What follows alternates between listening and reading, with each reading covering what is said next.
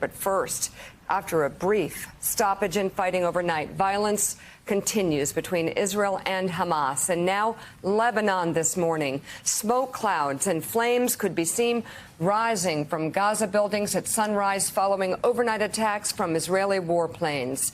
This while sirens blared through an Israeli city near the Gaza border. Warning of a Hamas rocket attack. The Israeli military says close to 90 rockets were launched from Gaza overnight, bringing the total to more than 3,300 since the conflict began last week.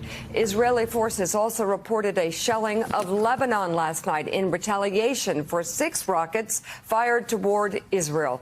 Tensions have been high at the Israeli-Lebanese border, where protesters have come out in support of the Palestinians. After a meeting with top defense officials, Israeli Prime Minister Benjamin Netanyahu said yesterday that Israel would, quote, continue to strike terror targets for as long as necessary.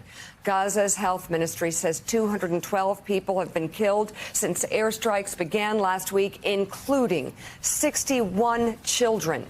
Israeli officials have reported 10 deaths, with 2 being children. Willie. Meanwhile, in a call with Israeli Prime Minister Netanyahu, the White House says President Biden, quote, expressed support for a ceasefire. According to a White House readout of that call, the president, quote, reiterated his firm support for Israel's right to defend itself, while also, quote, encouraging Israel to make every effort to ensure the protection of innocent civilians.